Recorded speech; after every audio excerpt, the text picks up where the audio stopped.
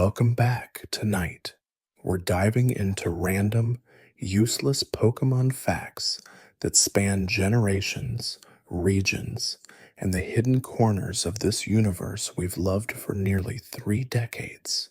But all of them exist simply to guide you gently into rest.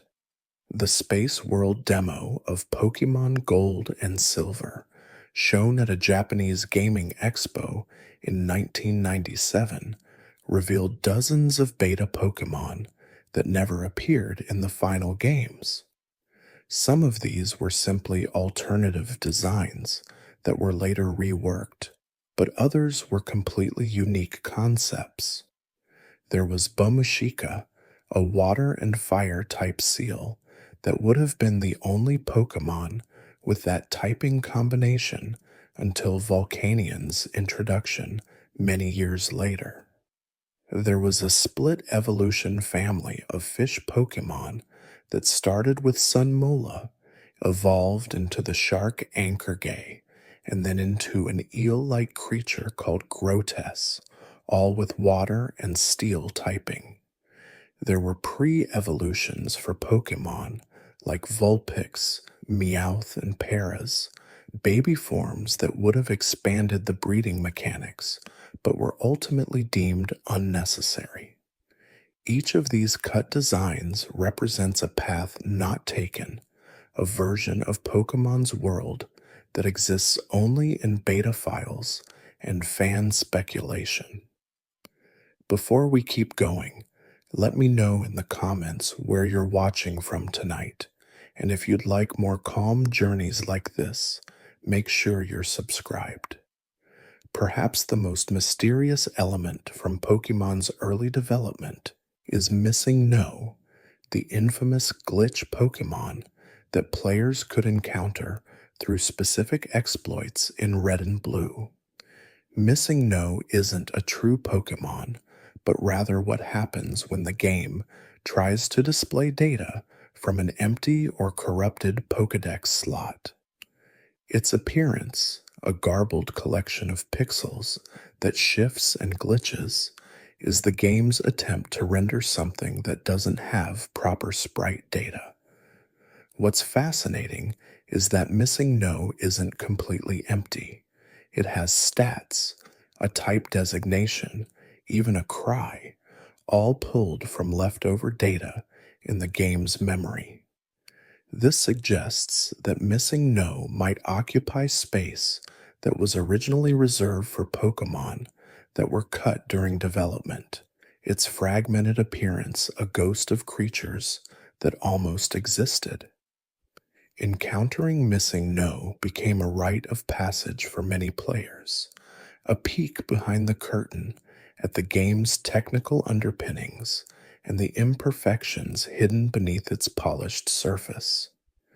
The localization of Pokemon for Western audiences involved more work than simply translating text. Every single Pokemon needed an English name, and these names had to be trademarked in multiple countries, a massive legal and creative undertaking. The localization team wanted names that would resonate with English-speaking children while maintaining some connection to the Pokemon's characteristics or Japanese origins. Some names are relatively straightforward translations or adaptations, like Pikachu, which kept its Japanese name because it was already distinctive and easy to pronounce. Others required more creativity. Hitmonlee and Hitmonchan, the fighting-type Pokemon, were renamed after martial arts legends Bruce Lee and Jackie Chan, making their nature immediately clear to Western audiences. This naming convention even extended to their Japanese names. Sawamalar and Ebiwalar were based on Japanese kickboxing and boxing champions, maintaining the same concept across languages. The translation team made some controversial decisions that changed Pokemon's presentation in subtle but meaningful ways. In the original Japanese versions, several Pokémon had more aggressive or mature backstories that were softened for the English release. Kadabra's Pokedex entries in Japanese suggested it might have been a human child with psychic powers who transformed into a Pokemon, a disturbing origin story that was toned down in translation. Some ghost type Pokemon had entries that more explicitly referenced death and spirits, while the English versions used vaguer language. These changes reflected different cultural attitudes toward what was appropriate in children's media, with Western markets generally preferring to keep darker themes more implicit. One of the most significant localization changes affected Jinx, the ice and psychic type Pokemon. Jinx's original design featured dark skin that was meant to reference Ganguro fashion, a Japanese style popular in the 1990s, or possibly the appearance of spirits in traditional folklore. However, when Pokemon reached Western audiences, Jinx's appearance was criticized for resembling racist caricatures. The controversy led to Jinx's sprite being redesigned in later games and re-releases, changing its skin from dark purple to light purple. This change happened gradually, first appearing in Pokémon Stadium 2 and then being retroactively applied to older games in subsequent re-releases.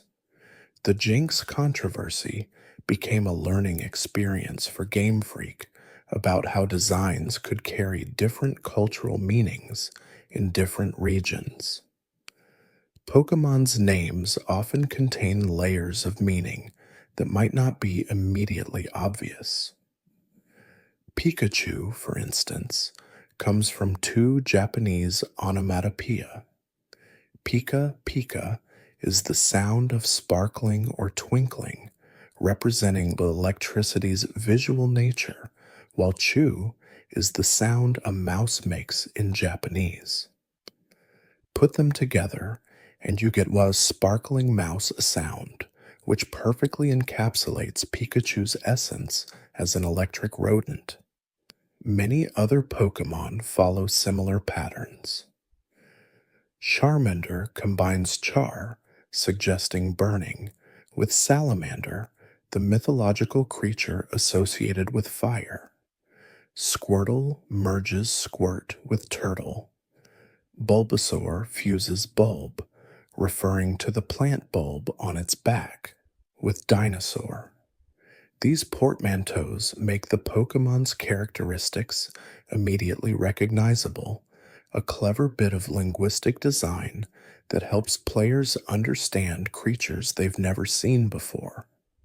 Some Pokemon names hide their origins in languages other than English and Japanese.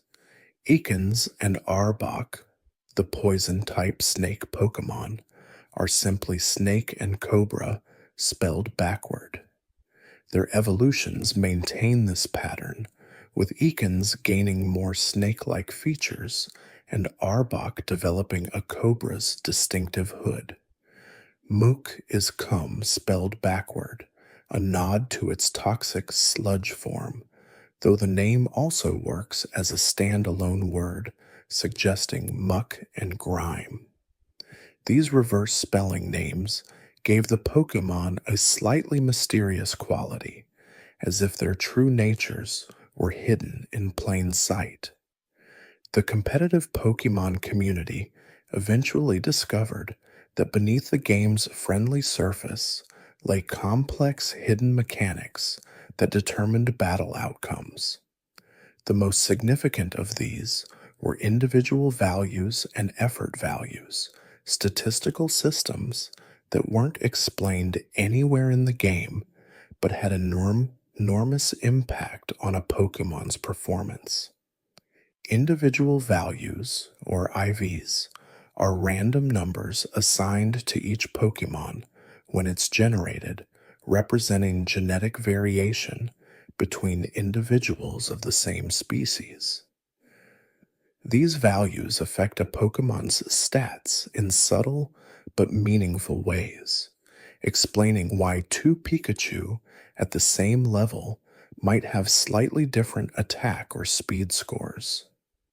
IVs range from 0 to 15 in the first two generations, and were later expanded to range from 0 to 31. Effort values, or EVs, are the game's way of representing training and experience.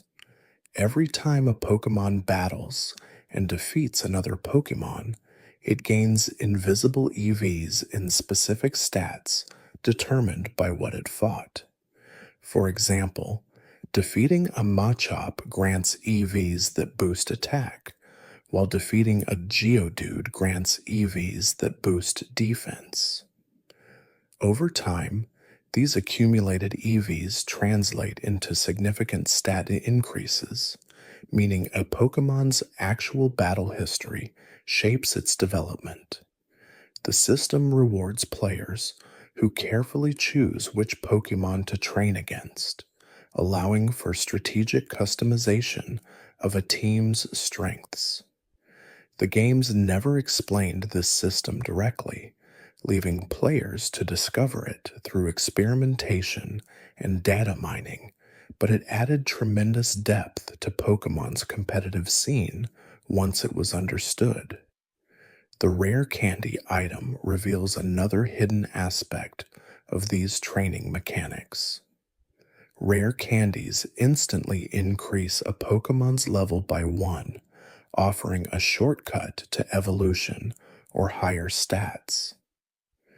However, Pokemon raised exclusively on rare candies end up weaker than Pokemon trained through normal battles, because the instant level up doesn't grant any EVs. This creates an invisible trade-off between convenience and optimal strength.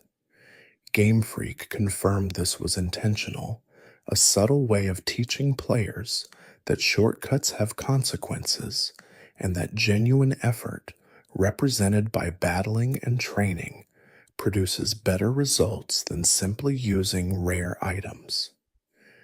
It's a design philosophy that runs throughout Pokémon, rewarding patience and engagement over quick fixes. The friendship mechanic, introduced in Pokémon Gold and Silver, but present in hidden form in earlier games, represents another layer of depth. Friendship is an invisible stat that increases when a Pokémon is used in battle, leveled up, given vitamins, or walked around with the player. It decreases if the Pokémon faints frequently or is stored in the PC for long periods. Certain Pokémon, like Eevee, Chansey, and Golbat, require high friendship to evolve, making the mechanic essential for completing the Pokédex. But friendship affects more than just evolution. Pokémon with high friendship land a critical hits more often, have a better chance of surviving attacks that would otherwise knock them out, and may even shake off status conditions like paralysis or confusion. The game never explicitly tells players about most of these effects, but they create a palpable sense that Pokémon, who've been with the trainer for a long time, fight differently than newly caught ones. The move accuracy system in early Pokémon games had quirks that baffled players for years. Moves were assigned accuracy percentages that seemed straightforward. Thunder has 70% accuracy, Hydro Pump has 80%, and so on.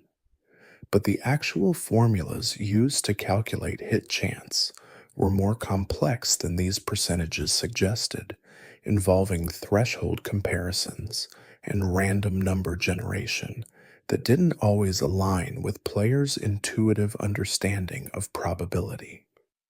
This led to persistent beliefs that certain moves missed more often than their listed accuracy indicated, or that opposing trainers' Pokémon had better luck than the players.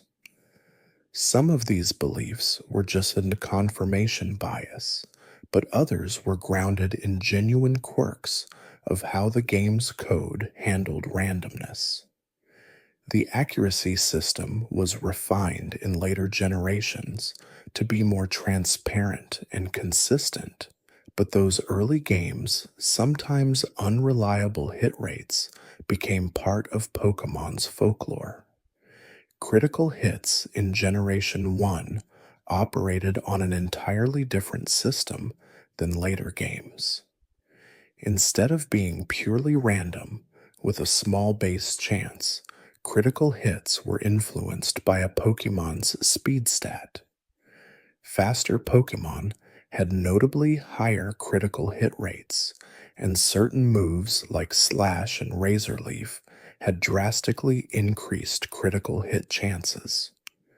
This meant that some strategies revolved around maximizing critical hits through speed investment and move selection, creating a different metagame than what players might expect. The system was changed in Generation 2 to reduce the influence of speed and make critical hits more consistently rare, preventing battles from being decided by lucky crits. But that original system added a layer of unpredictability that defined many players' early competitive experiences. The anime that brought Pokemon to television screens worldwide almost didn't happen. When the games became successful in Japan, several companies competed for the rights to adapt Pokemon into an animated series. The contract eventually went to OLM Inc., with Kunihiko Yuyama directing and Takeshi Shudo serving as head writer. Shudo had a very specific vision for the anime, one that was more serious and thematically complex than the executives might have expected. He wanted to explore what it meant for creatures to be captured and forced to fight, to question the ethics of the trainer system rather than simply celebrate it. His early scripts included more melancholy moments, more emphasis on Pokemon as living beings with their own desires and agency. The first episode, titled Pokemon, I Choose You, established Ash Ketchum as the protagonist and Pikachu as his reluctant partner. The episode's emotional core came from Ash and Pikachu's initially antagonistic relationship. Pikachu refused to obey Ash, shocking him with electricity whenever he gave commands. It took a life-threatening encounter with a flock of Spearow for the two to bond, with Ash shielding Pikachu from the attacking birds and Pikachu unleashing a massive electrical attack to save them both. This moment of mutual protection established the template for their relationship throughout the series. The episode was so effective at capturing the spirit of Pokemon that it was later remade as a theatrical film, Pokemon, I Choose You, to celebrate the franchise's 20th anniversary. The anime's production schedule was notoriously grueling. Episodes were sometimes completed just days before they were scheduled to air, with animation teams working around the clock to meet deadlines. The Western localization had even tighter schedules. Episodes were dubbed into English and sent to American television stations mere weeks after their Japanese broadcast. This breakneck pace led to some interesting creative choices. The English voice actors often had to improvise dialogue to match lip flaps or fill gaps where cultural references didn't translate.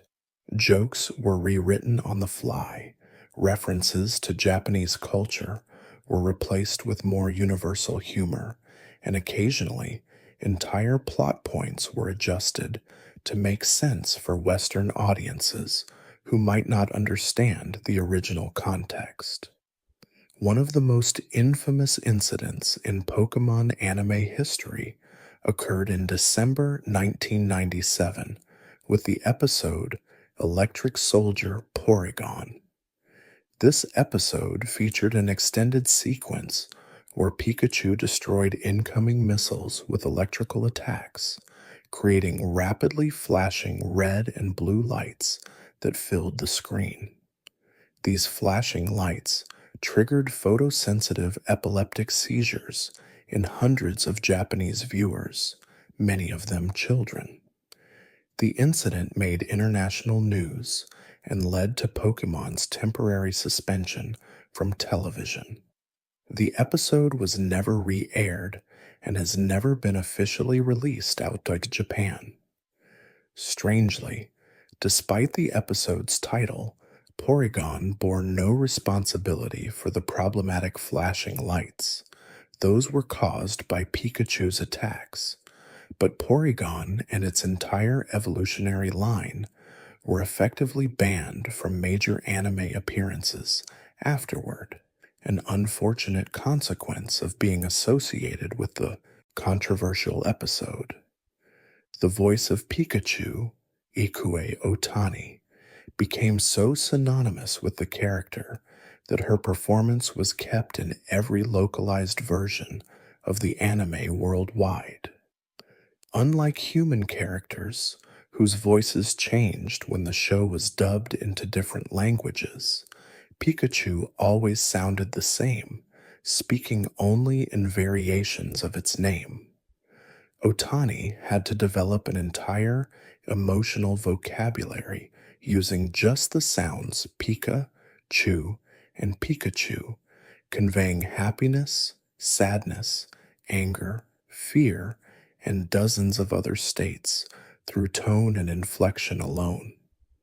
Her performance became as iconic as Pikachu's design, a rare example of a voice acting role that transcended language barriers.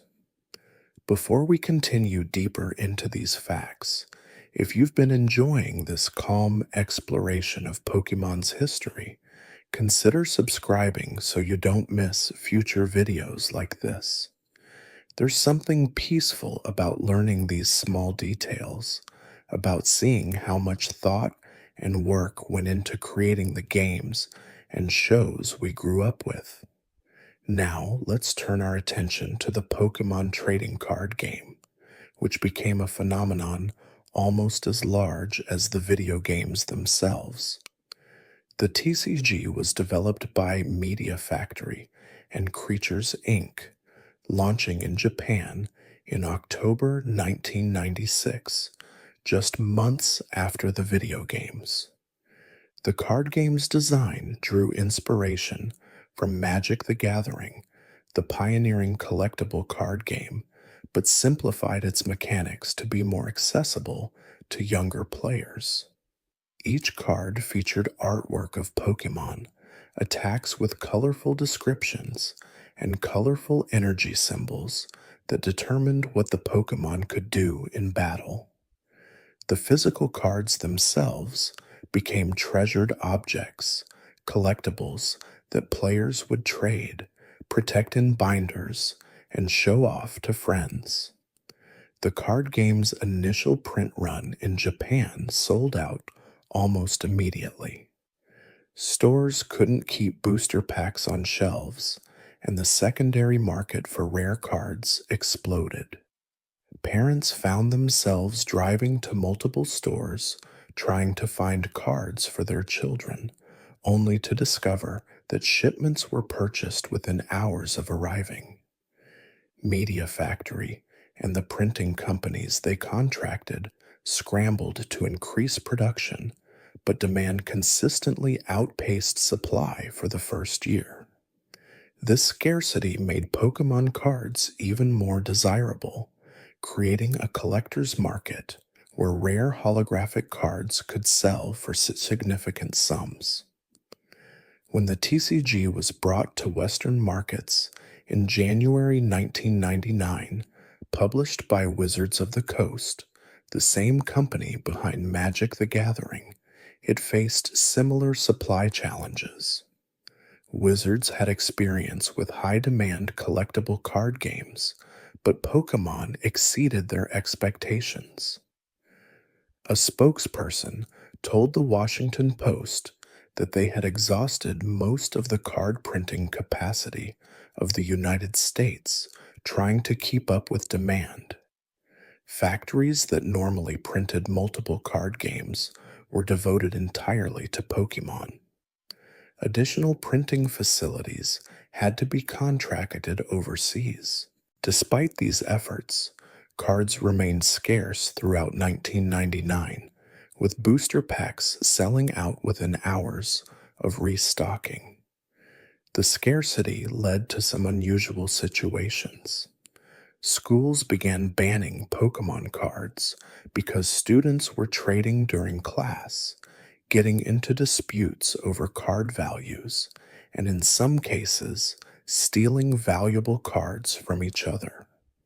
What started as innocent playground trading evolved into a complex economy where children negotiated deals with the seriousness of stock traders. Teachers confiscated binders full of cards, and parent-teacher conferences sometimes centered on card trading disputes rather than academic performance. The cards had become more than game pieces, they were social currency. One of the most infamous Pokemon cards is Ancient Mew, a promotional card distributed to audiences at the theatrical release of Pokémon the Movie 2000, subtitled The Power of One. Ancient Mew was unlike any other card in the game. Its text was written in Futhark and Gothenburg runes, ancient alphabet systems that made the card look mystical and unreadable to most players. The card back was different from standard Pokemon cards, featuring a hieroglyph-like design. And most importantly, the card was holographic across its entire surface, catching light in shimmering waves that made it visually stunning. Because of its unusual characteristics and limited distribution, Ancient Mew became highly sought after by collectors, often selling for much more than its practical value and gameplay suggested. Ancient Mew was also banned from official tournament play, but not because of its rarity. The problem was that its runic text made the card's effects difficult to verify during matches. While dedicated players might memorize what Ancient Mew did, judges couldn't quickly reference the card during disputes, and the unusual card back made it easily identifiable in a deck, potentially allowing players to know when they were about to draw it. These technical issues led to its prohibition in competitive settings, though it remained a favorite among collectors who valued its aesthetic appeal over its playability.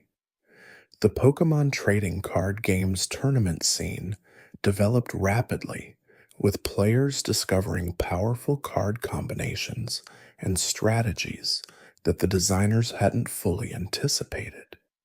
The original base set contained several cards that proved to be far more powerful than intended. Blastoise, for example, had an ability called Rain Dance that allowed the player to attach as many water energy cards as they wanted to their water Pokemon in a single turn, overriding the normal rule of one energy per turn. Combined with the right water attacks, Blastoise decks could eliminate opposing Pokemon in a single hit much faster than most other strategies. Haymaker decks, built around Pokémon, with cheap, powerful attacks and disruption cards, dominated early tournament play because they could win matches before slower strategies had time to set up. The designers addressed these balance issues through a combination of card rotation, where older sets were phased out of tournament legality, and errata, official rule changes that altered how specific cards functioned. As new sets were released, they introduced mechanics designed to counter previous dominant strategies, creating a constantly evolving metagame that rewarded players who adapted to changes. This cycle of innovation, dominance, correction, and innovation again became the pattern for the TCG's competitive scene, keeping it fresh for dedicated players while also making it accessible to newcomers who entered with the latest cards. Let's explore Pokémon Gold and Silver, the second generation games that expanded the Pokémon world in ambitious ways. Gold and Silver took place in Johto, a new region west of Kanto that was inspired by the Kansai region of Japan. The games introduced 100 new Pokémon, expanding the Pokédex to 251 species. But beyond new creatures, Gold and Silver implemented systemic changes that fundamentally altered how Pokémon worked. The addition of a real-time clock allowed the games to track day and night cycles, with certain Pokémon appearing only at specific times. Days of the week mattered too, with events and encounters tied to particular days. This time-based gameplay made the world feel more alive and dynamic, encouraging players to check in regularly rather than play in long single sessions. Breeding mechanics were another major addition. For the first time, players could leave compatible Pokémon at a daycare center and receive an egg containing a baby Pokémon. This system introduced gender to most Pokémon species, creating male and female variants that could produce offspring together. Certain baby Pokémon, like Pichu and Togepi, could only be obtained through breeding, adding a new dimension to Pokédex completion. The breeding system also enabled players to pass down moves and train Pokémon with better individual values, laying the groundwork for competitive Pokémon breeding strategies that would become increasingly sophisticated in later generations. Gold and Silver's development had been as ambitious as the original games, if not more so. Satoshi Tajiri and his team wanted to include not just Johto, but also an updated version of the entire Kanto region from the first games.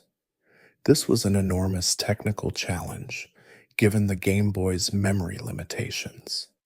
The team spent months optimizing code, compressing data, and finding creative solutions to fit 2 full regions onto a single cartridge.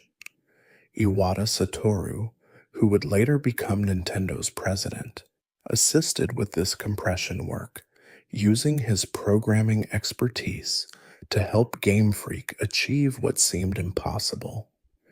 His contributions were so significant that the team credits him with making it feasible to include Kanto at all. The final versions of Gold and Silver allowed players to travel back to Kanto after defeating Johto's Elite Four, experiencing a drastically changed version of the region where 3 years had passed since the events of Red and Blue. Gym leaders had been replaced, buildings had been renovated, and characters had moved on with their lives. This return to Kanto culminated in a battle with Red, the protagonist of the first games, who had isolated himself at the peak of Mount Silver. The encounter with Red was silent. He had no dialogue, just a battle with his incredibly high level team. Defeating Red felt like passing a torch from the first generation to the second, a perfect piece of game narrative told almost entirely through environmental storytelling and mechanics rather than explicit plot. Gold and Silver's beta versions, revealed through leaked development builds, showed just how different these games could have been. The Space World demo from 1997 featured Pokémon designs that ranged from minor variations on final designs to completely unique creatures. One of the most interesting beta Pokémon was a split evolution family of water and steel type fish that evolve based on different conditions. The base form, Sunmola, could evolve into either a shark-like Pokémon called Anchorgay or continue into an eel creature named Grotess.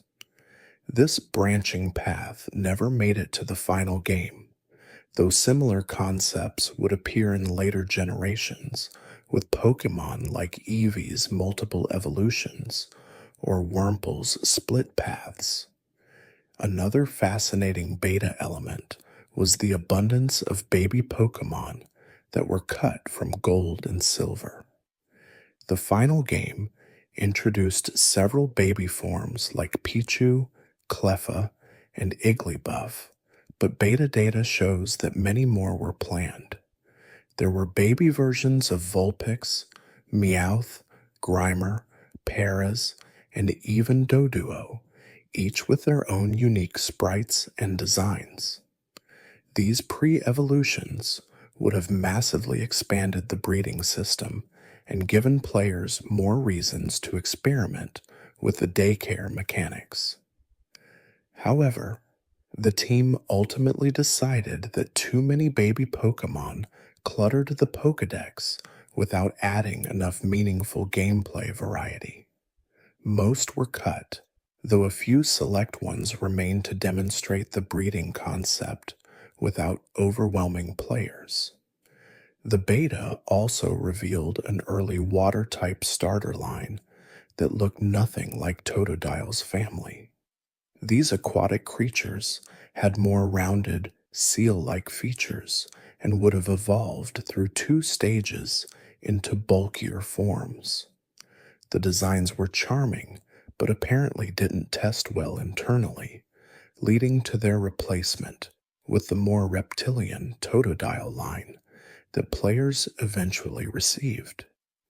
What's interesting is that some elements from these beta starters seem to have influenced later Pokémon designs, suggesting that Game Freak doesn't completely discard unused concepts, but rather archives them for potential future use. One beta Pokémon that has captured fans' imaginations is a fire-type bear line that was meant to be Johto's fire starter before being replaced by Cyndaquil. The 3-stage family started with Hanaguma, a small bear cub, evolved into Volbear, and reached its final form as Dynabear. These bears had a more aggressive, powerful aesthetic compared to Cyndaquil's quieter design. While we did eventually get bear Pokémon in Gold and Silver with Teddiursa and Ursaring, those were normal types found in the wild rather than fire starters, and their designs bore little resemblance to the beta fire bears.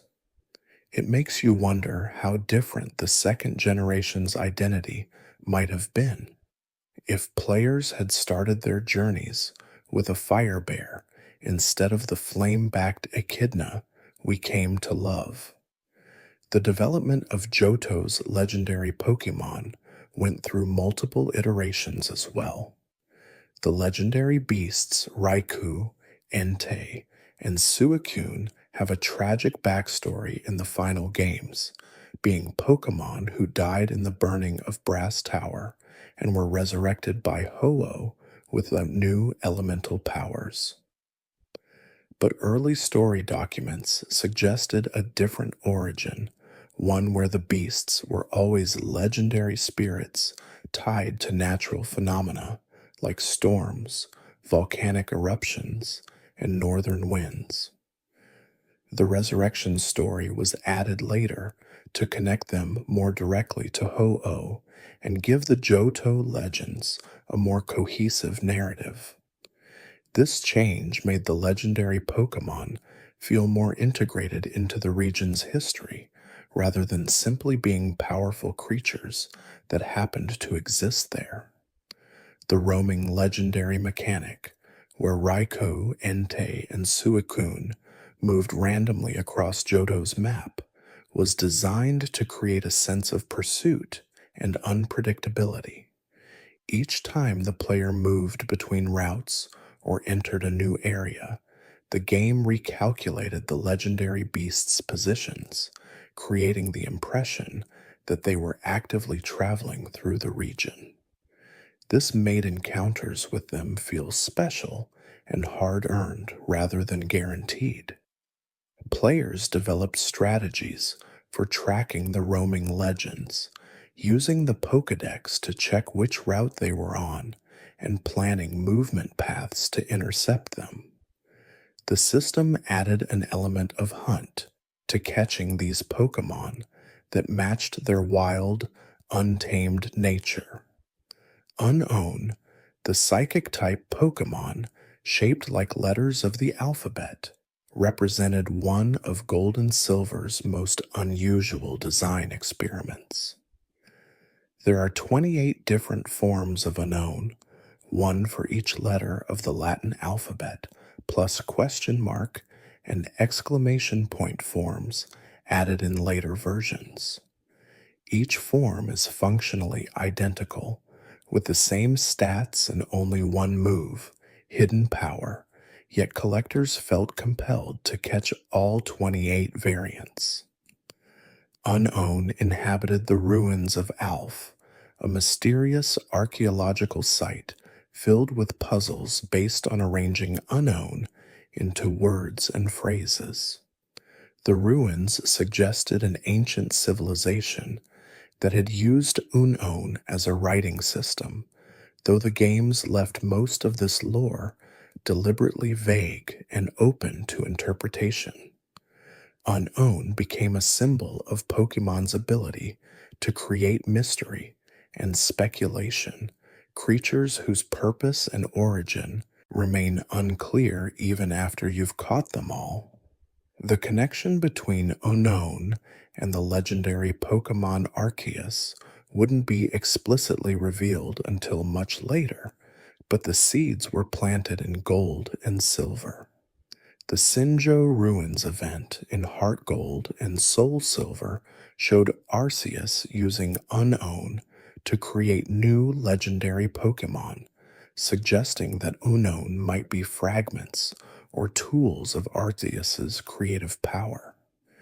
This retroactive lore gave Unown additional significance beyond their original role as collectible puzzle pieces, transforming them from curiosities into cosmic elements connected to Pokemon's creation mythology. Let's talk about some of the quirky mechanics hidden in Gold and Silver that most players never discovered. The Pokegear, the upgraded version of the original game's town map, had a radio function that could tune into different stations. One station, the Poke Flute channel, played the iconic melody that woke sleeping Pokemon.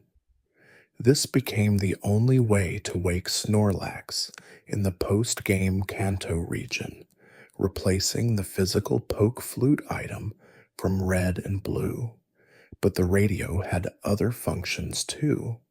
Certain stations only broadcast on specific days or times, offering rare Pokemon encounters or special events. The blue card station played music that could attract Pokémon to headbutt trees, while other stations provided hints about where to find rare species.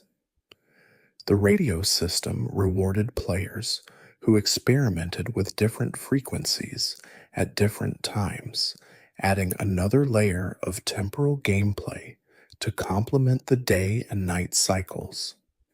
The friendship mechanic in Gold and Silver had effects that extended beyond evolution requirements. Pokemon with high friendship received a 1.2 times experience boost from battles, helping them level faster.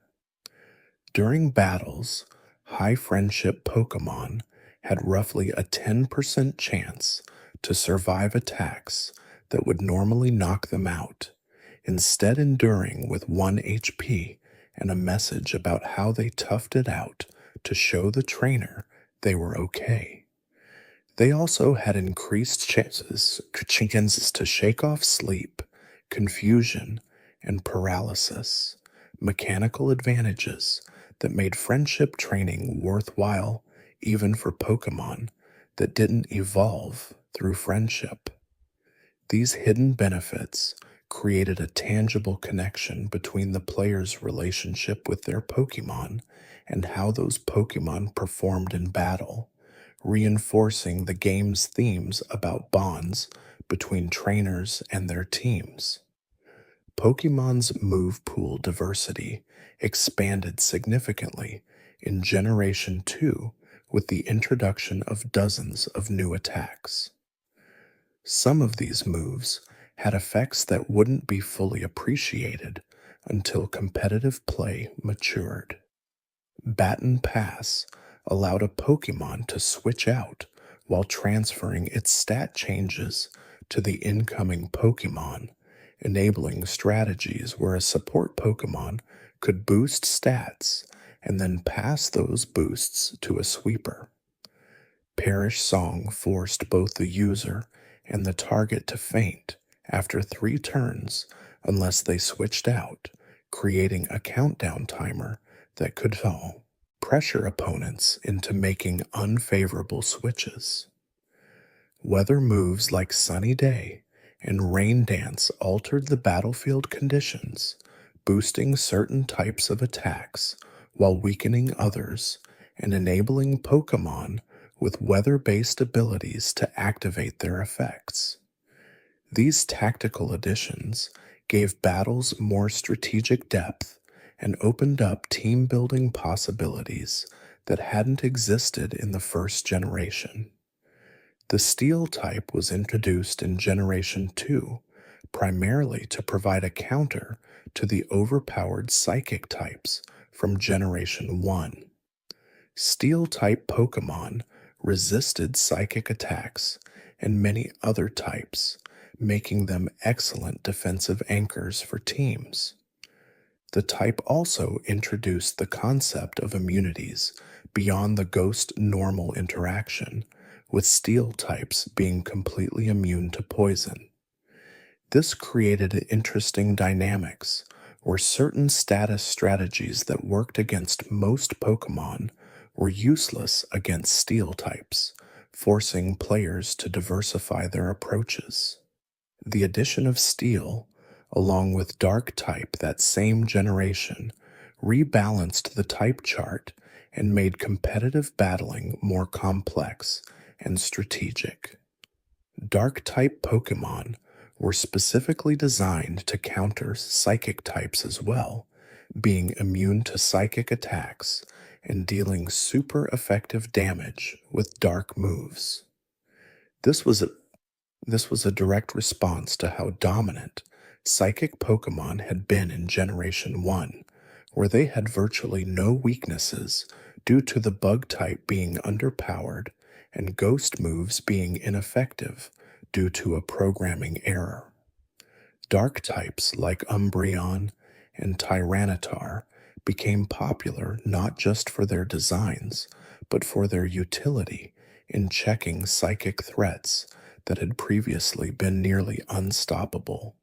The type's thematic association with trickery ambushes, and fighting dirty gave it a distinct identity beyond just being the psychic counter. The introduction of held items in gold and silver opened up another dimension of strategy. Pokemon could now carry items like berries that healed status conditions, choice items that locked them into one move but boosted its power, or leftovers that gradually restored HP each turn. These held items had to be considered during team building, as the right item could turn a marginally useful Pokemon into a genuine threat or shore up a dangerous weakness. The held item mechanic also affected trading and collection, as some items were rare and version exclusive, encouraging players to trade not just Pokemon, but items as well.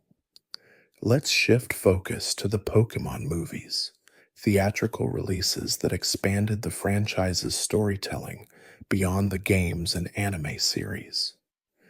The first Pokemon movie, Mewtwo Strikes Back, released in Japan in 1998 and in North America in 1999, became a cultural phenomenon.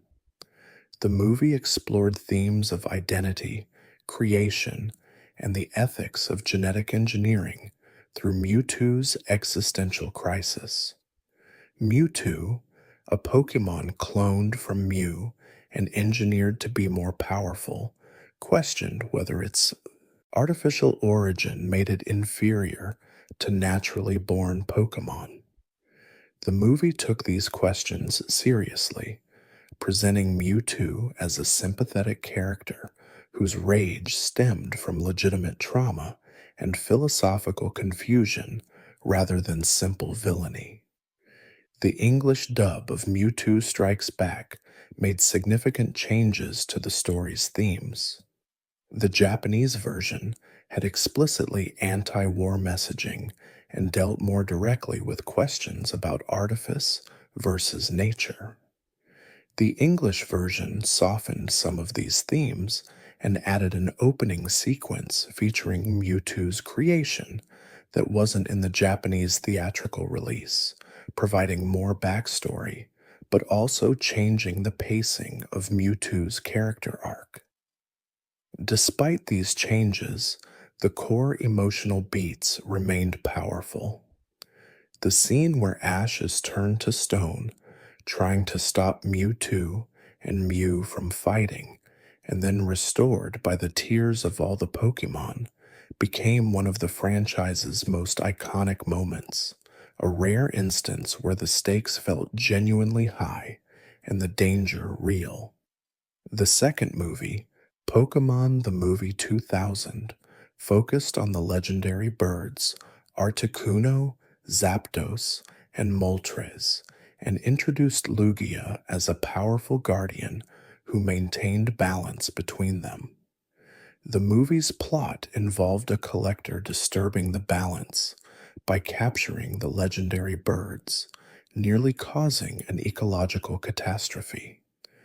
This environmental theme aligned with Pokemon's general philosophy about respecting nature and the creatures within it. The movie also featured prophecies and ancient rituals, giving the Pokemon world a sense of deep history and mythological significance that the games had only hinted at. These early movies established patterns that later films would follow. They typically featured a new legendary Pokemon as the centerpiece, explored themes relevant to children and families, included action sequences with high stakes, and ended with lessons about friendship, cooperation, or respecting others. The movies operated in a semi-canonical space, where events from them were acknowledged in the anime, but didn't significantly alter the series' ongoing plot lines. This allowed the movies to tell self-contained stories with emotional weight without disrupting the episodic structure of the television show. Professor Oak, the kindly Pokemon researcher who provides players with their starter Pokemon, has an interesting development history. In the original Red and Blue games, data miners discovered that Oak was programmed to be battled as a trainer with a full team of high level Pokemon, including Tauros, Exeggutor, Arcanine, Gyarados, and even a starter Pokemon. This boss battle was cut from the final game, presumably because the developers decided Oak should remain a supportive mentor figure rather than another obstacle to overcome. However, the data remained in the cartridge, and players with GameShark devices could trigger the unused battle, experiencing what might have been the game's true final challenge had the idea been kept. Oak's rivalry with Agatha of the Elite Four is hinted at, but never fully explained. Agatha makes a cryptic comment during the player's challenge of the Elite Four about how Oak was always too cautious, and that's why he never became a true champion. This suggests that Oak and Agatha were once rivals themselves, possibly even romantic interests, but Oak chose the path of research over competitive battling, while Agatha continued pursuing strength.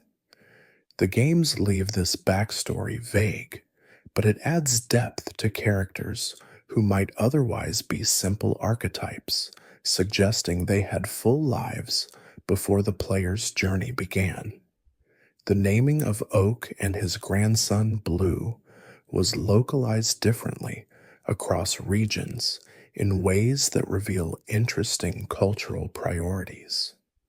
In Japan, Oak is Professor Okido, a name that references oak trees but also sounds like a typical Japanese surname.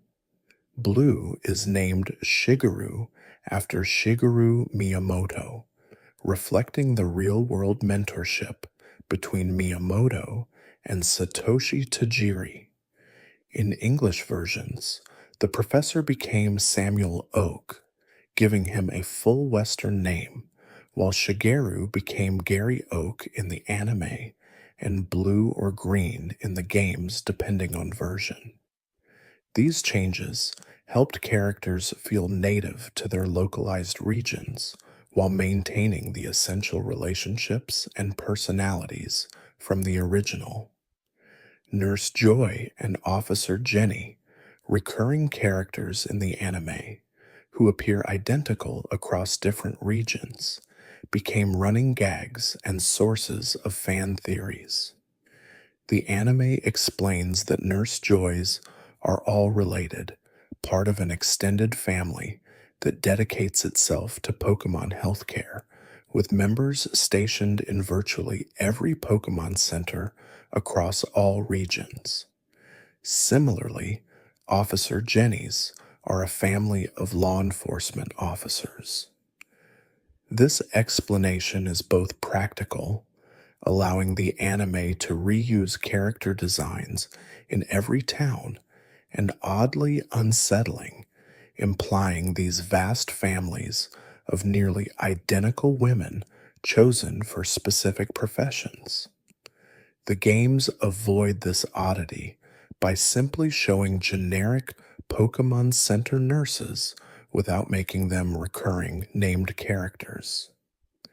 The bike shop in Cerulean City sells a bicycle for 1 million Poké-Dollars, far more than players can normally accumulate by that point in the game.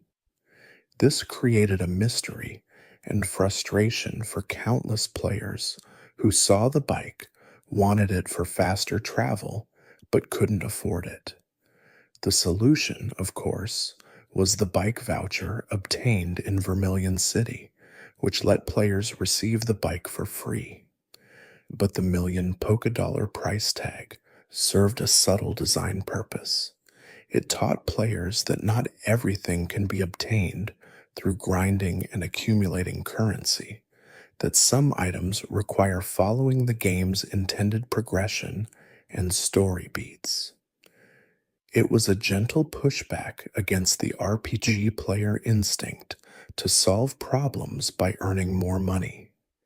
Mount Moon, one of the earliest caves players navigate in Red and Blue, contains several connected facts that paint a picture of Game Freak's design philosophy. The cave is dark, requiring the HM flash to illuminate, but flash isn't mandatory to progress. Players who didn't have flash or chose not to use it could navigate Mount Moon through memorization and careful attention to wall positions, creating a more challenging but possible path. This optional difficulty represented Game Freak's willingness to let players choose their experience. Similarly, the cave contained fossils that could be revived into Pokémon, introducing the concept that some Pokémon weren't found in the wild, but had to be obtained through special methods, expanding players' understanding of how the Pokémon world worked. The super nerd trainer in Mount Moon, who demands the player pay him to pass, then battles regardless of whether they agree, was one of the earliest moments teaching players that not all NPCs are friendly or trustworthy. Most trainers in Pokémon are sportsmen who battle fairly and reward victory with prize money. This particular trainer violated those expectations, essentially extorting the player before attacking anyway. It was a small moment of moral complexity in an otherwise straightforward game, suggesting that the Pokémon world had people with less than noble motivations. Lavender Town remains one of Pokémon's most atmospheric locations, a settlement defined by the Pokémon Tower, a cemetery where deceased Pokémon are buried and memorialized. The tone of Lavender Town was distinctly melancholic compared to the rest of the game. The music, composed in a minor key with a haunting melody, created a sense of sadness and unease. Ghost Pokémon haunted the tower, and the player encountered spirits and mourning trainers throughout. This was Pokémon confronting death directly, acknowledging that Pokémon could die and that trainers grieved for them. For a game marketed primarily to children, this was a surprisingly mature thematic element, treating loss with respect rather than avoiding it. The Lavender Town Syndrome became one of gaming's most persistent urban legends. According to the legend, the original Japanese version of Red and Green had a slightly different musical track for Lavender Town that operated at frequencies particularly irritating to children's ears. The legend claims this caused headaches, nausea, and in extreme retellings, even suicides among young players. Nintendo supposedly changed the music in later versions and international releases to prevent further incidents. This legend is almost entirely false.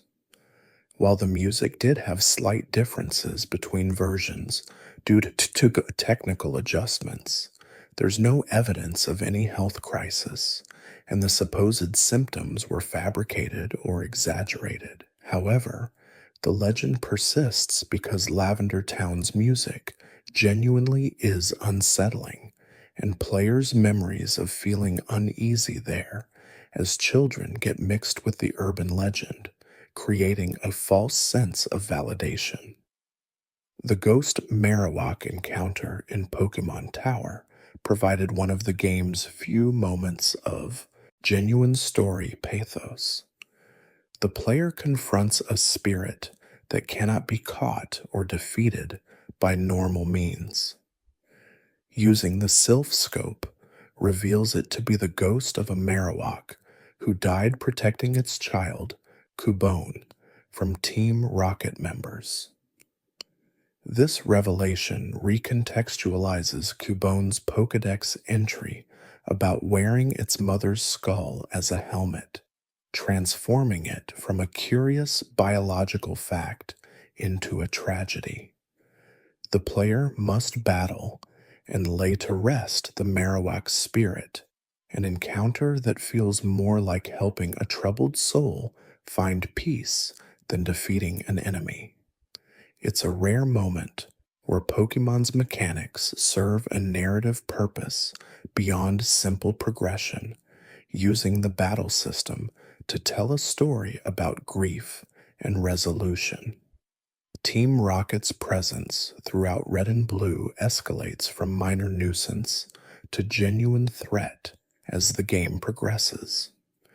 Early encounters feature grunts stealing Pokemon fossils or extorting money, petty crimes that establish them as antagonists without making them seem particularly dangerous. But by the time players reach the Sylph Company, Team Rocket has taken over a major corporation and is attempting to steal Master Balls, devices that can catch any Pokemon without fail. Giovanni, the Team Rocket boss, is revealed to be the Viridian City gym leader, creating a moment where the criminal organization and the legitimate Pokemon League are shown to intersect. This reveal suggested corruption within the system rather than simple good versus evil, adding moral complexity to what could have been a straightforward crime-fighting narrative. Giovanni's character evolved throughout Red, Blue, and their sequels in interesting ways. He's presented as calculating and ruthless, but not without principles. After losing to the player, he disbands Team Rocket and disappears, acknowledging defeat rather than continuing to pursue failed plans. In Gold and Silver, Team Rocket is attempting to reform under new leadership, but ultimately can't match Giovanni's effectiveness. A radio broadcast late in Gold and Silver reveals that Giovanni is somewhere training to become stronger, suggesting he hasn't given up on his goals, but has stepped away to reflect and improve. This characterization made Giovanni more than a simple villain, portraying him as someone with convictions and the self-awareness to know when his approach had failed. The Sylph Company building, where Team Rocket makes their major play, introduced one of the game's most elaborate puzzle sections. The building's teleporter maze required players to navigate between floors, solving spatial puzzles to reach Giovanni.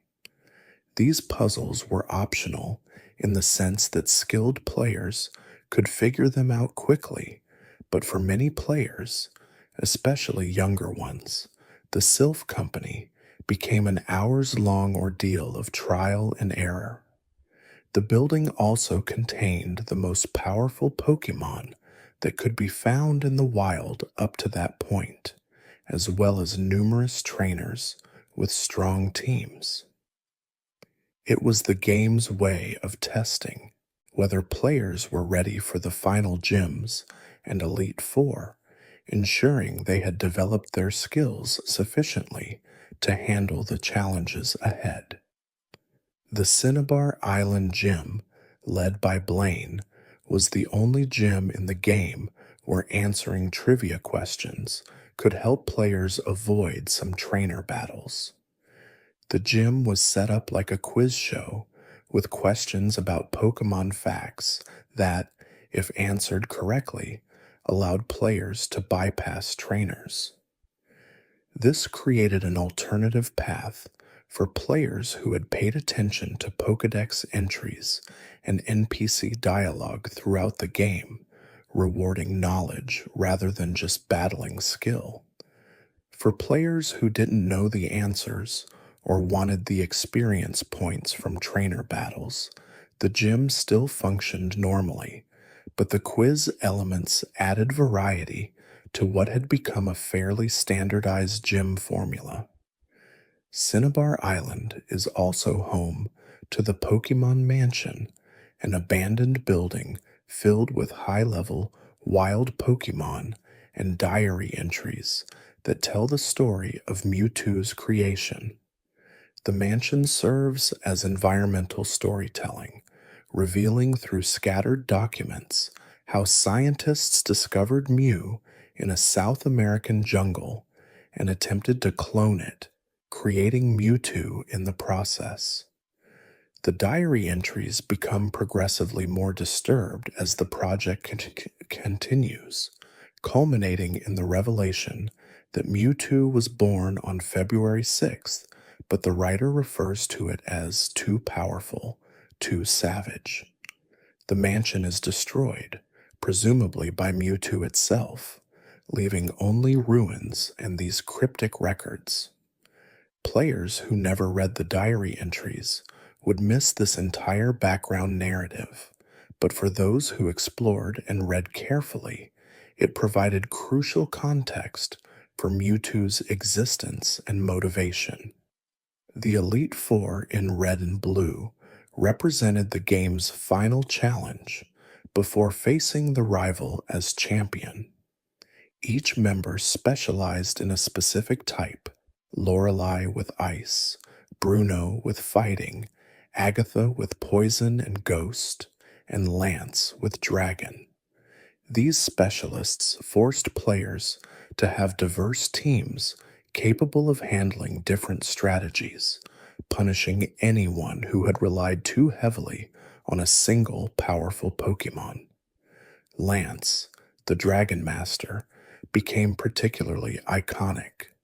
His team featured Pokemon like Dragonite, Gyarados, and Aerodactyl, creatures that felt appropriately legendary for the penultimate challenge. His theme music, shared with all Elite Four members, conveyed a sense of importance and culmination, signaling that these battles represented everything the player had been building toward. The rival battle as champion provides the game's emotional and mechanical climax. Throughout the journey, the rival has appeared at key moments, always slightly ahead of the player, always seeming more prepared and confident. But in this final encounter, the player has caught up. The rival's team mirrors the player's starter choice, ensuring that his starter has a type advantage, but by this point, skilled players have assembled teams that can overcome single type disadvantages through strategy and coverage moves. Defeating the rival and becoming champion feels earned, the culmination of dozens of hours of training, catching, and battling. The Hall of Fame records the player's team, immortalizing them as champions, and the game's story essentially concludes, transitioning into the post-game phase of completing the Pokédex and finding remaining legendary Pokémon. Mewtwo awaits players in Cerulean Cave, an endgame location accessible only after becoming champion. The cave itself is challenging, filled with high-level wild Pokémon and complex navigation, but Mewtwo stands apart as the game's ultimate prize. At level 70, it's higher level than any trainer's Pokémon in the main story, and its stats are among the highest in the game. Catching Mewtwo required patience, as its catch rate was among the lowest, necessitating either dozens of Ultra Balls or the strategic use of status effects to improve odds. But once caught, Mewtwo became an unstoppable force in casual play, its psychic-type attacks demolishing most opponents. This created a divide between players who used the legendary Pokémon and those who considered them too powerful to be sporting, a debate that continues in Pokemon communities to this day. The original Red and Blue games contained numerous glitches beyond missing no, quirks in the code that created unintended behaviors. One of the most famous was the Mew glitch, a series of specific actions that exploited the game's encounter system to battle a Mew, the mythical Pokémon that was supposed to be unobtainable without special events. The glitch involved avoiding certain trainers, performing precise movement sequences, and manipulating the game's memory to force a Mew encounter. While this was clearly unintended, many players considered it a valid way to obtain Mew since official distribution events were rare and often region exclusive. The glitch's existence created philosophical debates about what constitutes legitimate gameplay versus exploitation. Mew itself has a fascinating origin story. It was added to Pokemon Red and Green just weeks before the games were finalized, inserted by programmer Shigeki Morimoto without the knowledge of most of the development team. Nintendo and Game Freak hadn't planned major distribution events for Mew initially, making it a secret bonus that only a handful of developers knew existed. When players began discovering references to Pokemon 151 in the game code, and Pokédex despite only 150 being normally obtainable, speculation about this mysterious missing Pokemon exploded. Nintendo eventually confirmed Mew's existence and ran promotional events where players could download Mew to their cartridges, turning the secret into a marketing phenomenon that drove continued interest in the games long after their initial release. The concept of trade evolutions introduced an element that remains controversial in the Pokemon community. Pokemon like Machoke, Graveler, Haunter, and Kadabra could only evolve by being traded to another player, requiring social interaction to complete their evolutionary lines. This design decision served multiple purposes. It encouraged players to connect and trade, strengthening the social bonds around Pokemon. It made certain Pokemon more valuable, since not everyone had trading partners readily available, and it created a sense of community achievement, where players needed to help each other to fully experience the game. However, it also locked content behind social requirements that some players, particularly those without friends who played Pokemon or those playing years after the game's release, couldn't easily fulfill. Modern Pokemon games have addressed this to varying degrees, but the trade evolution mechanic remains a divisive element of the series' design philosophy.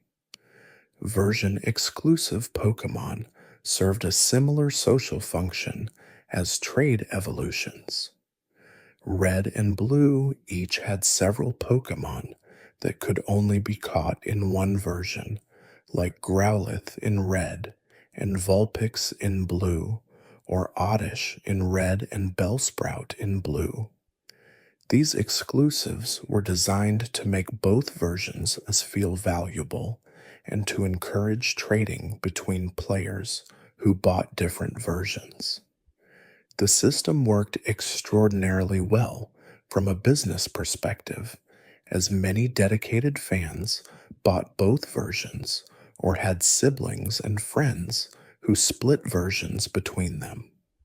It also meant that completing the Pokédex, the game's stated ultimate goal, was impossible without interacting with other players, either through trading or by owning multiple games and systems.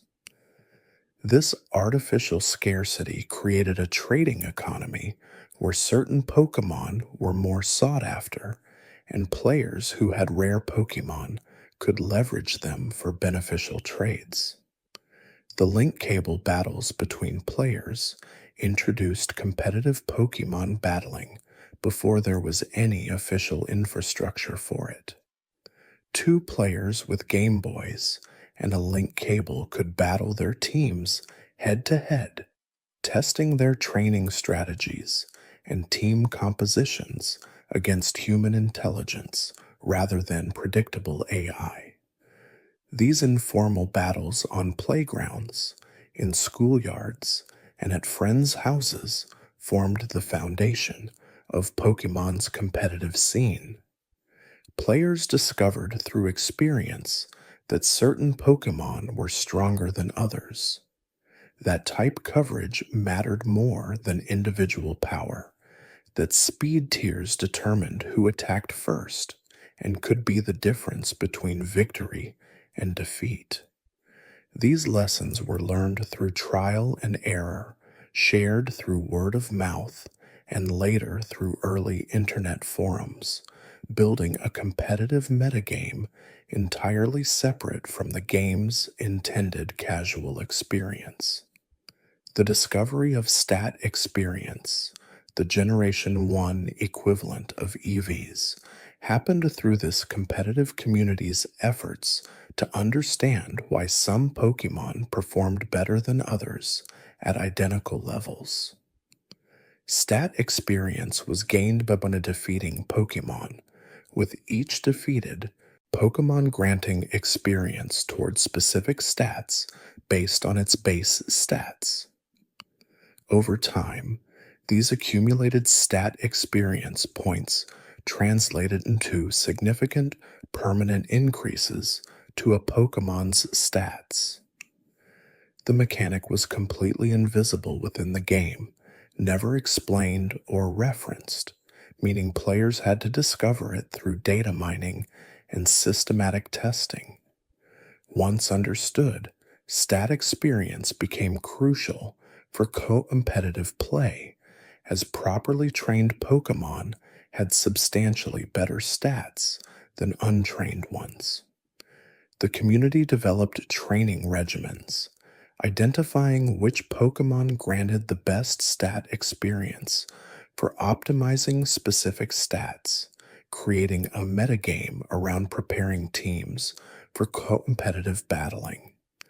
Let's explore some design elements that defined Pokemon's identity in ways that might not be immediately apparent. The decision to limit players to carrying 6 Pokemon at a time wasn't arbitrary. 6 was chosen because it created interesting strategic decisions, enough Pokemon to have type coverage and strategic variety, but not so many that every possible situation could be prepared for. It meant players had to choose what to bring, leaving some Pokemon in storage and accepting that their team might face disadvantageous matchups. This limitation also made battles manageable, preventing them from becoming overwhelmingly long as players cycled through dozens of Pokemon. 6 felt like a team, a small group of companions, rather than an army. It was intimate enough that players could remember all their Pokemon's names and capabilities while still offering tactical depth. The happiness mechanic, visible in later games but present in hidden form in the originals, reflects Game Freak's philosophy about treating Pokemon kindly. Pokemon that faint frequently are traded or are kept in storage for long periods lose happiness. Pokemon that are used in battle, given vitamins, or simply walked around with gain happiness. This invisible system encourages players to actively use their Pokemon rather than stockpile them, to avoid letting them faint unnecessarily, to engage with them as companions rather than tools. Certain evolutions require high happiness, mechanically enforcing the idea that strong bonds lead to growth. It's a subtle way of embedding the franchise's values about friendship and care directly into the gameplay systems. The bicycle's speed in the original games was carefully calibrated. It moved exactly twice as fast as walking, making travel significantly faster, but not so fast that players would rush past areas without absorbing their details. This speed also made navigating certain puzzle sections manageable, requiring quick reflexes, but not superhuman precision. In later generations, when running shoes were added as an alternative to cycling, the games maintained this careful balance, ensuring that player movement felt good, responsive enough to be satisfying, but controlled enough that the world didn't become a blur. HM moves, hidden. Machines that taught Pokemon utility, moves like cut, surf, and fly, were permanent once learned, requiring careful consideration about which Pokemon would be taught these often weak moves. This created an interesting resource management puzzle. Players needed certain HMs to progress through the game, accessing areas blocked by trees, water, or other obstacles, but dedicating move slots to HM moves meant sacrificing potential combat moves. Many players developed HM slave Pokemon, team members whose primary purpose was knowing multiple HM moves to navigate the overworld, freeing other Pokemon to maintain optimal battle movesets. This was an elegant solution to a design problem Game Freak had created, though later generations would recognize the frustration of permanent HM moves and introduce mechanics to make them temporary or eliminable. The Pokeball design, simple and iconic, supposedly drew inspiration from Andy Warhol's Campbell's soup can paintings, according to some sources, though this has never been officially confirmed by Game Freak. What is clear is that the Pokeball's design, a sphere split horizontally with contrasting colors and a central button, became one of gaming's most recognizable images. Its simplicity made it easily reproducible and identifiable even at the Game Boy's low resolution, and its function, containing vastly larger creatures in a pocket-sized device, captured the essence of Pokemon's premise perfectly. The various Pokeball variants introduced in later generations, Great Balls, Ultra Balls, specialized balls like the Dusk Ball or Quick Ball, all maintained the basic design language while adding variations that made them visually distinct. The concept of professors in each region providing starters to young trainers created a tradition that has continued throughout the franchise. Each professor is named after a tree: Professor Oak, Professor Elm, Professor Birch, and so on, establishing a botanical naming theme that subtly connects these characters across regions. The professors serve multiple roles in the game's structure. They provide the initial Pokemon that begins the player's journey, offer guidance and objectives throughout the adventure, evaluate the player's Pokedex completion, and represent the scientific study of Pokemon as a legitimate academic field. They're authority figures who nonetheless trust young protagonists with significant responsibilities, embodying the game's themes about youth capability and the value of hands-on learning. The rival character archetype established by Blue has been refined and varied throughout the series. Blue represents the classic rival, someone equally talented who began their journey at the same time and serves as a measuring stick for the player's progress. His confidence borders on arrogance.